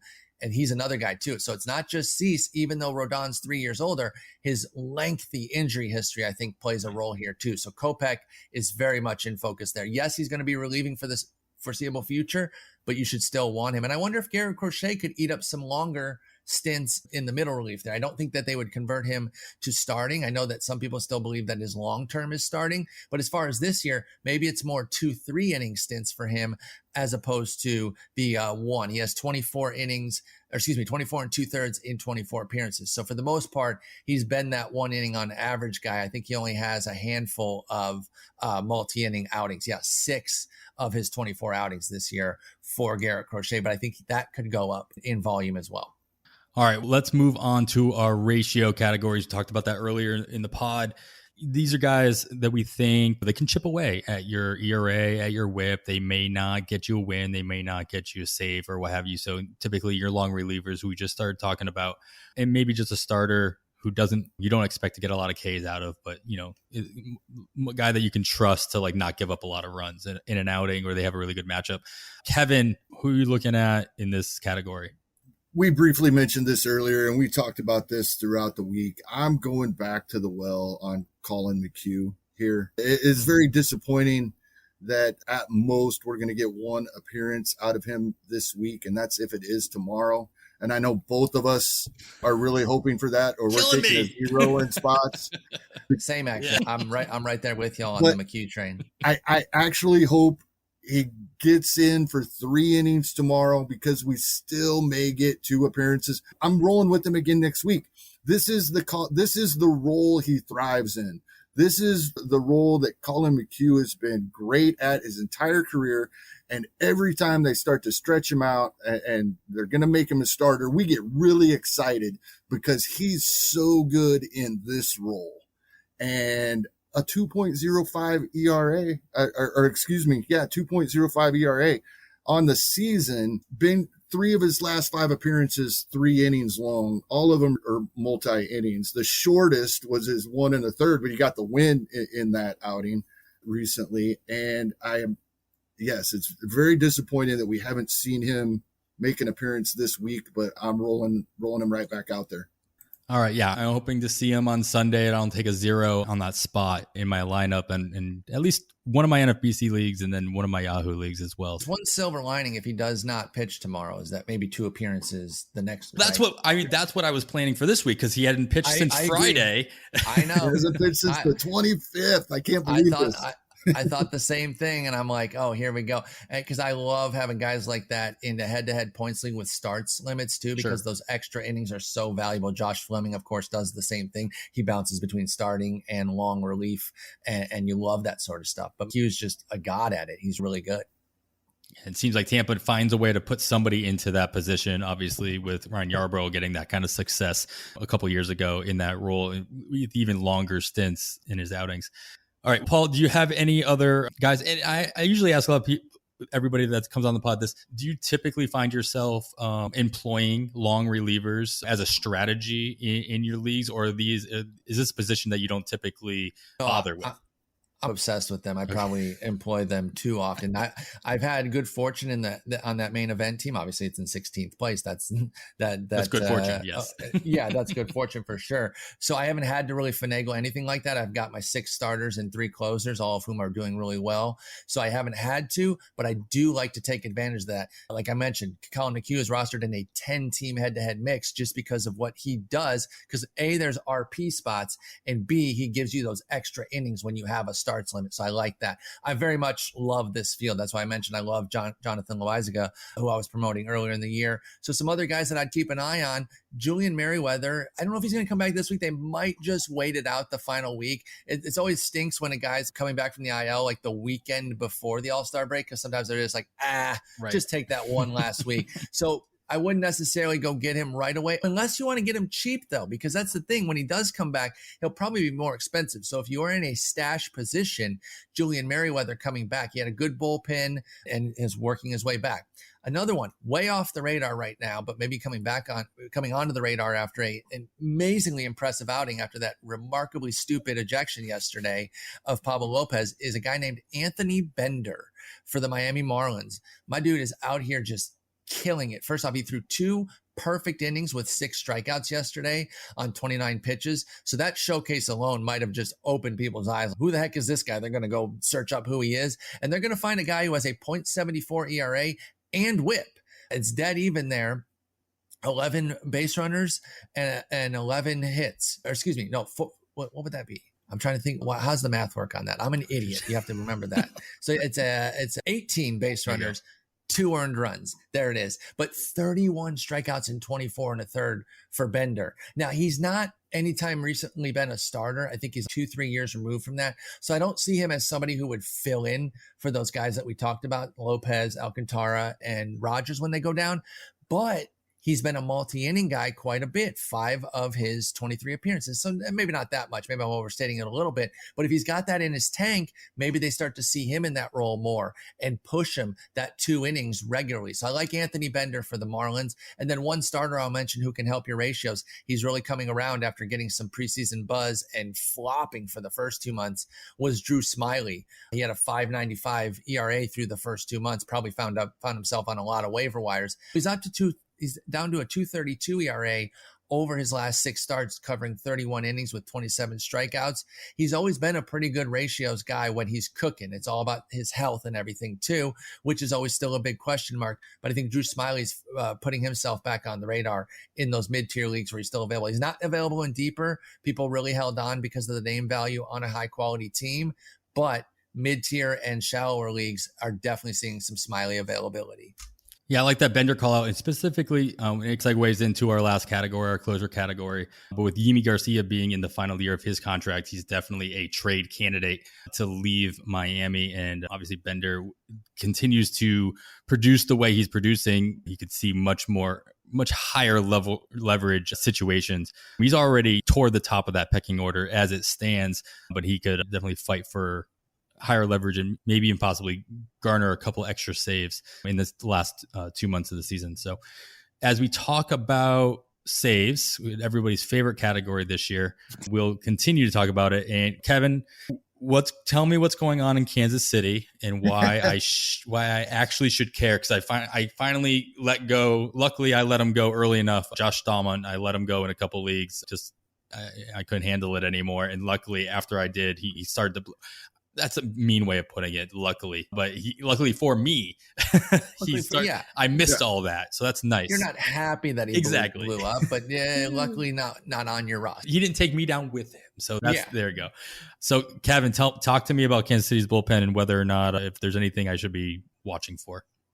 Yeah, maybe. And for a few weeks, I didn't want to have anything to do with this. But this is really intriguing to me because we've talked for 2 seasons now about Scott Barlow is probably the best pitcher in that bullpen.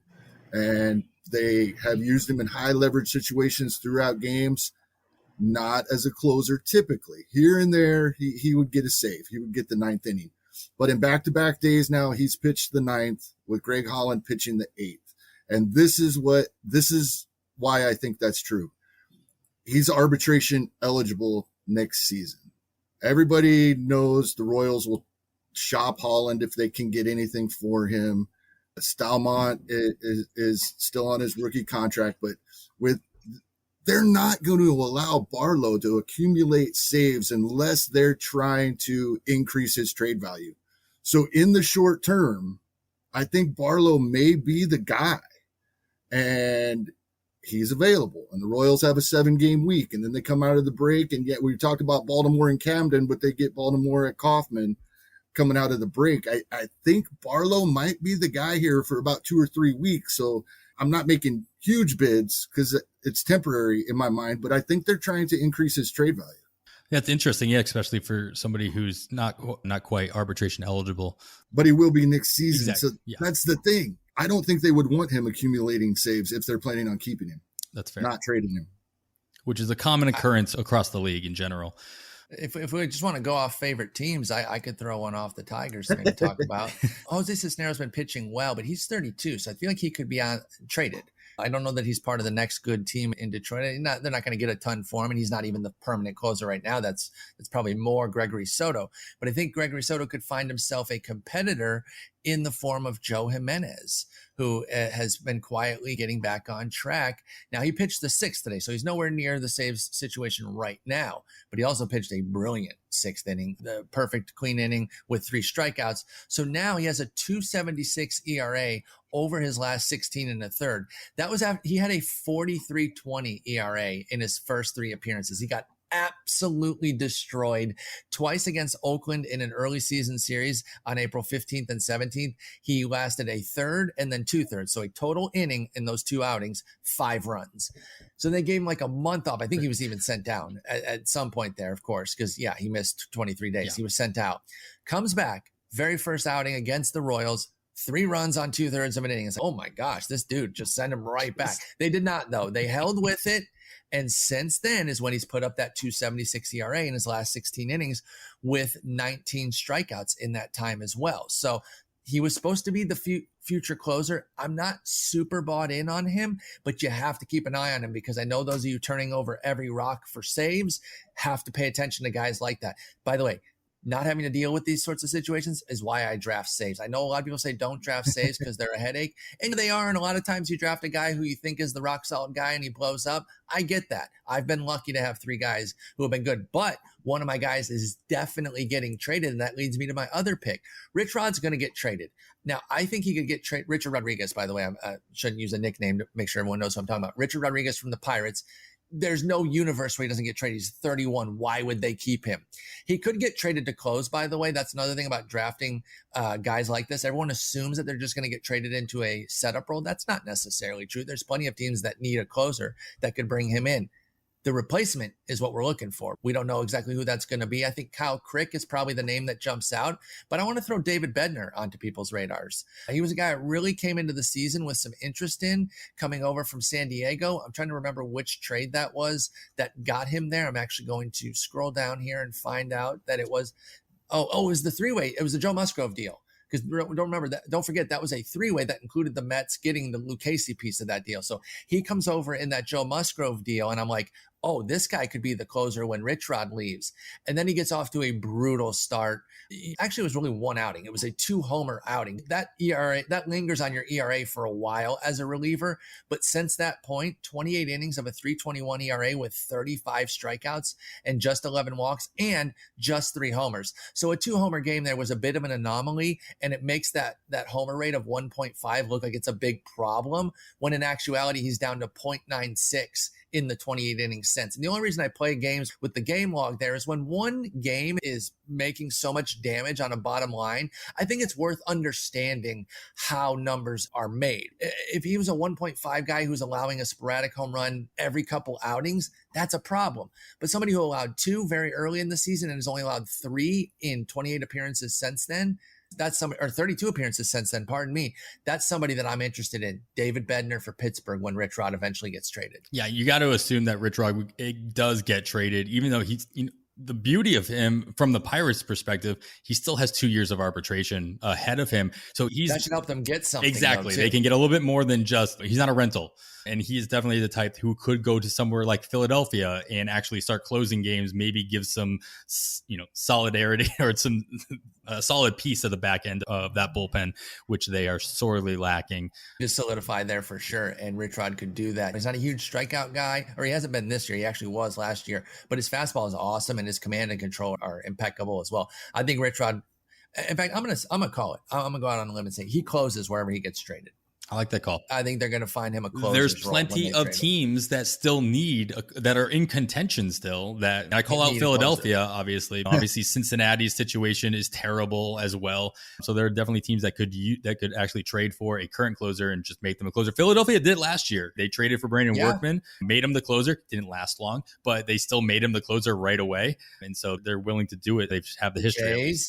Jay's perfect. Horn, yeah. I love Jordan Romano, but his health has just been too inconsistent. They need some consistency back there in the ninth. And I know I just mentioned Merriweather coming back.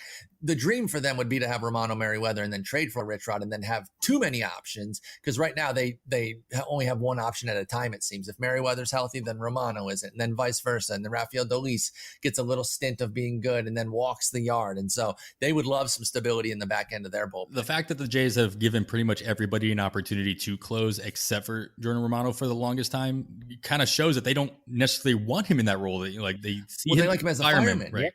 Yep.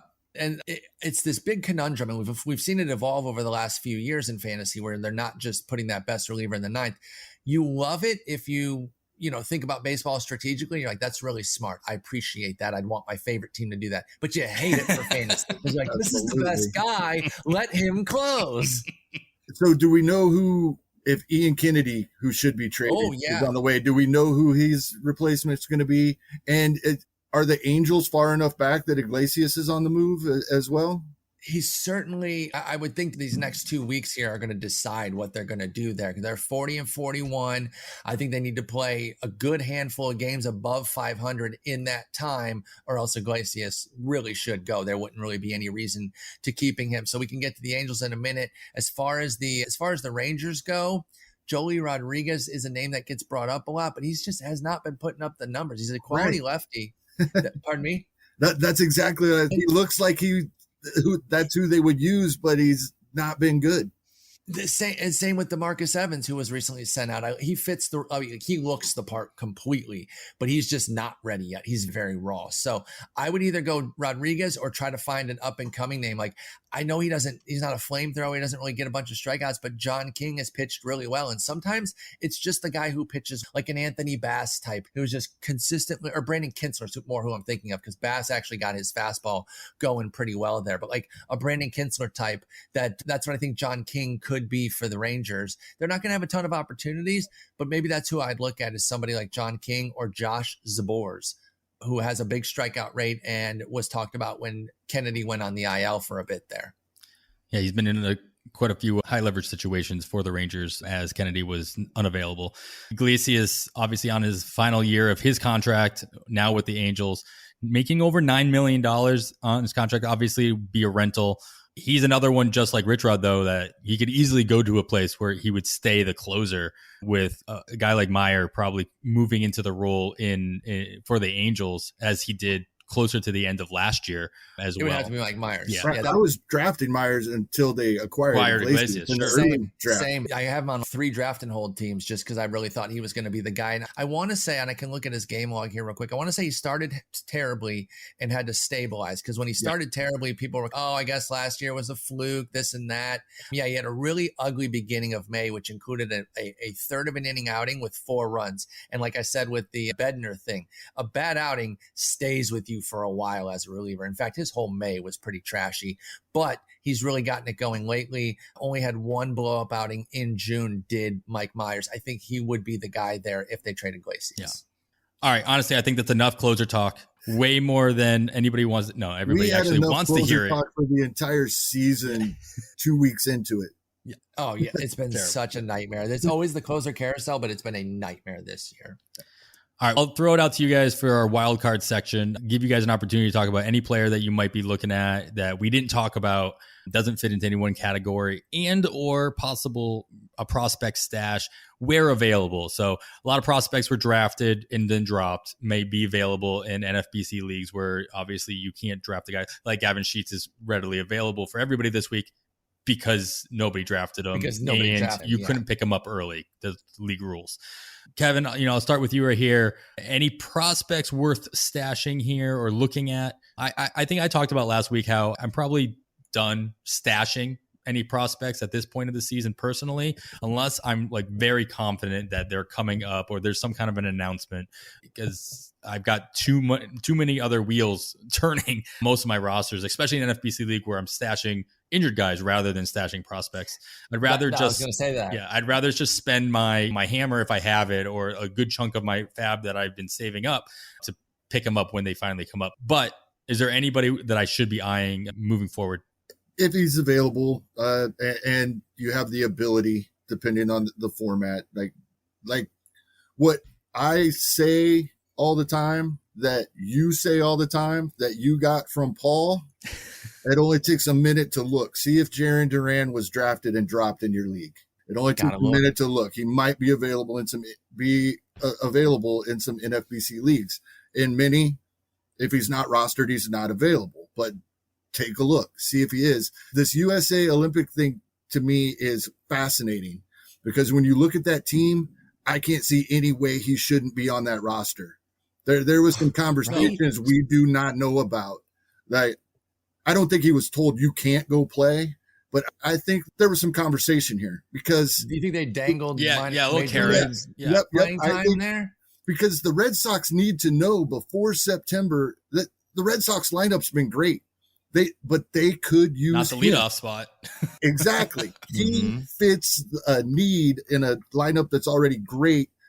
If he doesn't do what Kelnick did, if he doesn't do what Wander Franco is, I mean, it's these guys right out of the gate, bam, home run first game or two, and then really struggled. They need to know before the stretch run and prior to postseason if the same thing is going to happen. So I see this happening sooner rather than later, and probably right after the All-Star break, I would think. Yeah, I thought that was interesting too, him not being on the roster. My mind specifically went toward that carrot that we just joked about. Hey, Bubba Starling or Jarren Duran. Yeah, like you look at some of the names, you're like, how is he not? There has to be more to it.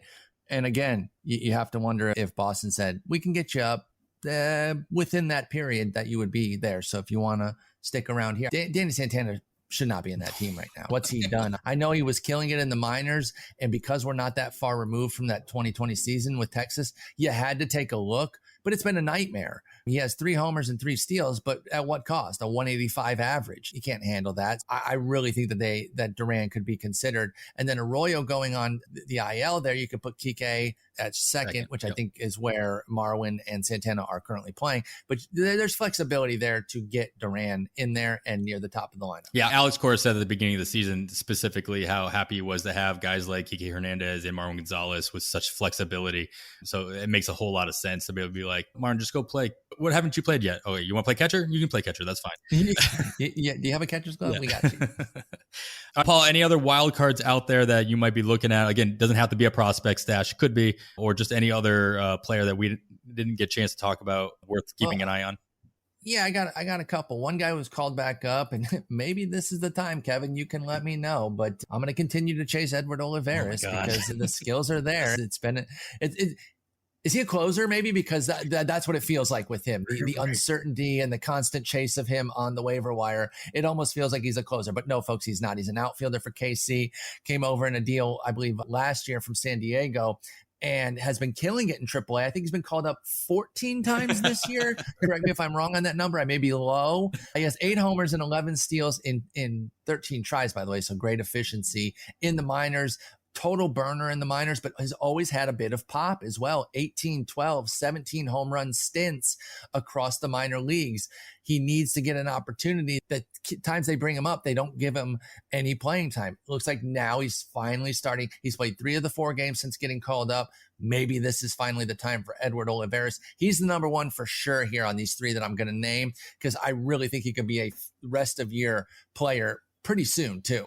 The other 2 are wild cards that are like just just know about them. Jalen Davis was recently called up for the Giants. There's not a great spot for him, and he might be platooned the way everybody is on that team seemingly. He might be platooned with a guy who he cuts a similar figure to in terms of statistical profile. I don't know their size, how similar it is with Jalen Davis and Lamont Wade Jr., but I do think that the skills could be somewhat similar, where it's a little bit of pop, a little bit of speed. I think Wade is actually faster, someone more likely for speed. So Jalen Davis, if he finds some playing time, which it's not necessarily there right now with Dickerson, Duggar, and Wade, but Wade's playing first. We'll see what happens when Belt comes back. So he's just on your radar type of guy. And then a guy that we just saw this week who unfortunately had a disastrous debut was Aaron Ashby. And that circles us back to the Milwaukee talk with all the guys who could be having to face a little bit of time off here and there.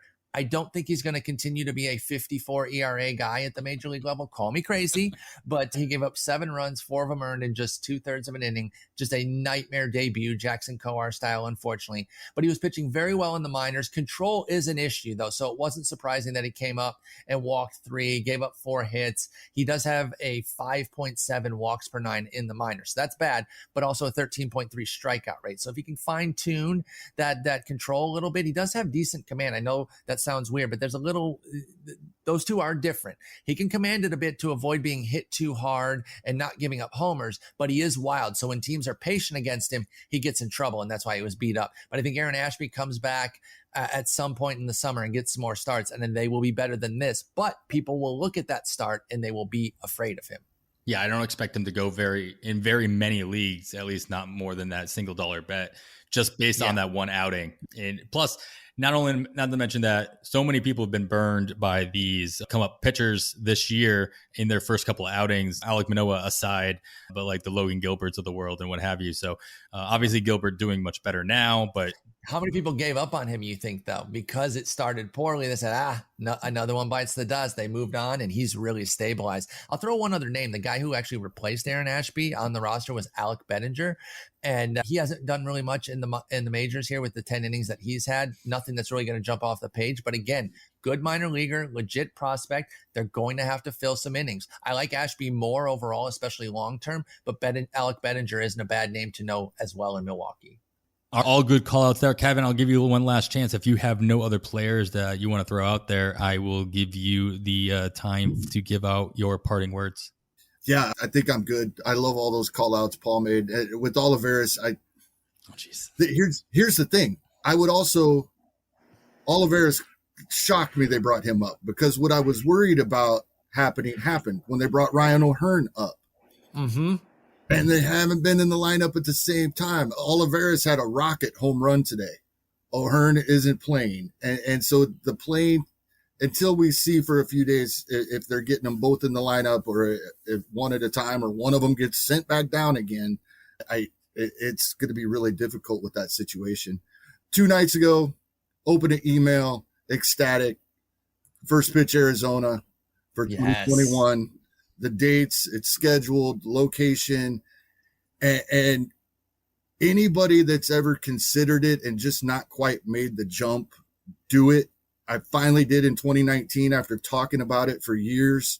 A little kick in the butt from Eno Saris got me to just, like, I was putting it off another year in 2019. Gave me the little kick in the butt that, no, you need to go to First Pitch Arizona. He's 100% correct. So anybody that's anywhere close that has the ability, if you're on the fence, make the leap, go.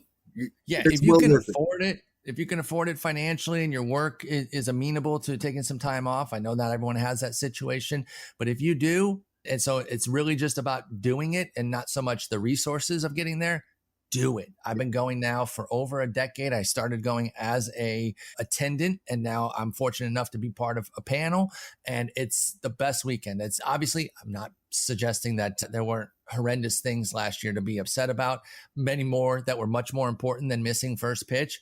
But as far as frivolities go, losing first pitch last year was a crusher. That's something I look forward to every single fall. And the Baseball HQ event is tremendous. You won't regret it. I'd be floored Nobody that I've recommended to go has come back and said, hey, Paul, I really didn't enjoy that. Yeah, not that they'd ask me for their money back or anything, but they've never been like, that's lame. A bunch of people just talking baseball for 72 hours straight, going to games, seeing the next prospects. This year could be a little different. We don't even know what's going on with the fall league. But even if there are no games, the weekend will be amazing. I promise that. I will go so far as to say I promise that. Definitely. Yeah, that's exciting to see that happening again. So it's a good call out there, Kevin. I saw that message come through as well. All right, you know what? I think that is going to do it for this week's episode. For all those listening, if there's a player that you're thinking about bidding on and you want us to discuss, you can let us know ahead of time by emailing us at onthewirepod@gmail.com. Shoot us DM on the Twitter at onthewirepod. And of course, you can join PL Plus over at pitcherlist.com, where you get access to the Pitcher List Discord and the advice and banter of over 900 members, including all the incredibly smart staff. Paul is in there as well every once in a while, putting in his 2 cents. I know that you have your own Discord going on right now with the Sleeper and the Bust as well. So if you're not part of that, make sure that you consider going over and supporting Sleeper and the Bust through their Patreon and getting into their Discord as well. A lot of great stuff happening there. Of course, Paul, I want to thank you for taking the time. We've been talking about it all season, trying to figure out when this was going to work for everybody. I'm glad we got the holiday weekend out of you. When you said, hey, I can do July 3rd, I'm like, wow, of all the dates, that was not the date I was expecting. No. So I was ecstatic. Remind everybody who's been living under a rock for the last 15 years where they can follow you, where you write, and what they might be able to expect from you coming as we head into the All-Star break. You can follow me on Twitter at Sporer, as well as twitch.tv/Sporer, where I live stream 5-6 nights a week. It's all baseball all the time. You don't have to be a video gamer if you don't play MLB The Show or Out of the Park baseball. That doesn't matter. We're talking baseball. We have plenty of people in there who do not have any video games. They're just there to talk baseball, and that's what we're doing there. Also, Fangraphs. I am the fantasy editor for the Rotographs side, which is fantasy.fangraphs.com. Writing and podcasting 5 days a week over there. So come check us out. Absolutely. Maybe we'll meet up again in the fantasy baseball podcast bracket next year and fare maybe a little bit better, but we'll see. Maybe we just don't get that matchup next year. Cross our fingers. All right. Well, that's going to do it for this week's On the Wire. Please make sure to subscribe to the podcast wherever you listen, and leaving a rating review is always appreciated. You can follow myself on the Twitter at 80grade. It's all spelled out. And Kevin, of course, is at Hasting Kevin. Keep an eye on Kevin's weekly FAAB preview article every Sunday, as well as a few of my articles that haven't been coming out lately, but keep an eye out. They might come back. A review article that comes out usually in the midweek, called Waiver Watcher. And those can be found, of course, at pitcherlist.com and by following at pitcherlist on the Twitter. So we mentioned at the top of the show, we are a proud member of the Pitcher List Podcast Network, along with 20 other incredible podcasts, including In the Deep with Chris Webber and Jordan White. And they go deep into the unknown, focusing their discussions of players that are probably sitting on your waiver wires that should be under consideration. In the Deep comes out every Monday. It's a must listen every week for in-depth breakdown for those fringe players you should be considering to help your teams down the stretch. Make sure to follow at Pitcherlist Pods to get updates about every new episode that drops from each of them and give them all a listen. We wish you all the best of luck in all of your leagues and hope you win every single one of your bids by exactly $1. Thanks once again to Paul Sporer for joining us, and for Kevin Hastings, I am Adam Howe, and with that, we bid you goodbye.